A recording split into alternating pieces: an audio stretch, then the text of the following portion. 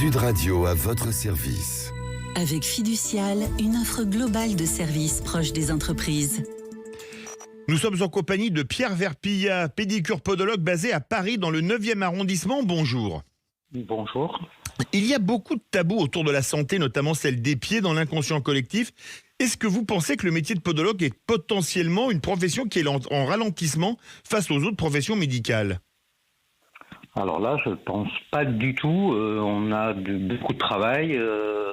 Les gens viennent nous voir de tout âge, que ce soit pour des enfants, de plus en plus les gens au moins viennent nous voir et nous demandent des conseils, si ce n'est des soins ou des semelles. Enfin bon, non, j'ai pas l'impression depuis 35 ans que je travaille que ma profession est en perte de vitesse. Non, pas du tout.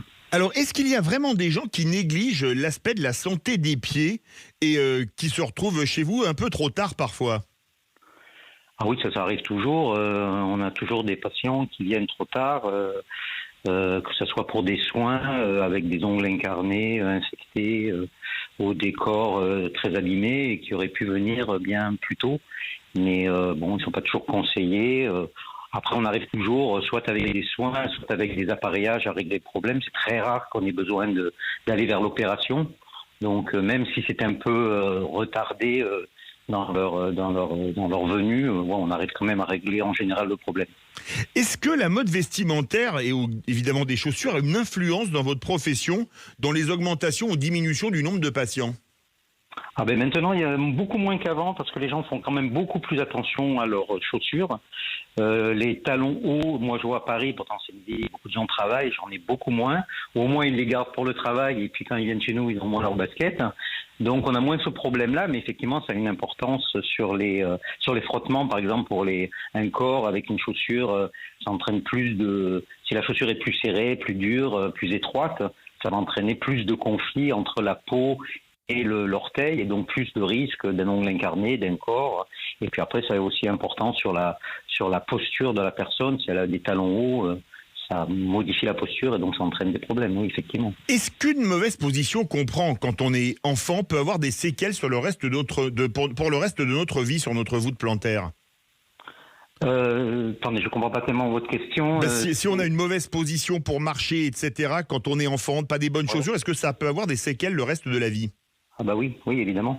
C'est pour ça qu'il faut prendre les enfants et je pense que c'est bien dommage qu'on les prenne pas comme pour les yeux, les dents, dès les 7, 8, 9, 10 ans à l'école primaire, parce que toute mauvaise position du corps qui n'est pas corrigée chez un enfant va entraîner par la suite, à l'âge adulte, des risques d'hernie discale, de coxarthrose, de gonarthrose. Donc plus tôt on peut corriger la personne, moins on risque. Après, même surtout maintenant, on a des semelles de posture qui permettent de corriger définitivement les malpositions du corps, la posture. Et donc, plus on le prend tôt, moins on en a de risques de problèmes par la suite, évidemment.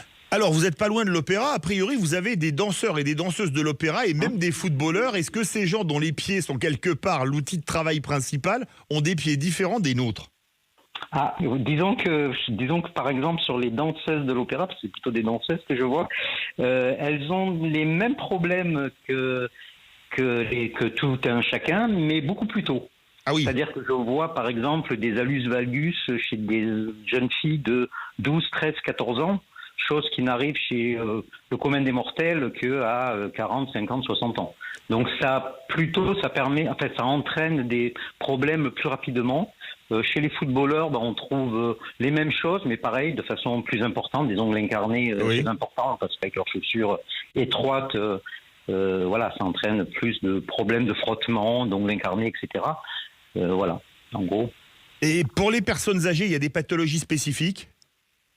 Chez les personnes âgées, disons que la peau étant plus fragile et les déformations plus importantes, on a des soins de pédicurie plus réguliers. Au niveau de la posture, si ça n'a pas été soigné enfant, comme je vous disais tout à l'heure, on retrouve les problèmes à l'âge des personnes âgées et ça va entraîner des coxarthroses, des gonarthroses, des problèmes de métatarsalgie, etc. qui auraient pu être enrayés si on avait pris les gens plus tôt. Donc effectivement, plus on prend les gens tôt, plus on évite des problèmes à l'âge âgé, quoi. Merci beaucoup Pierre Verpillat, pédicure podologue dans le 9e arrondissement de Paris. Sud Radio à votre service. Avec Fiducial, une offre globale de services proche des entreprises.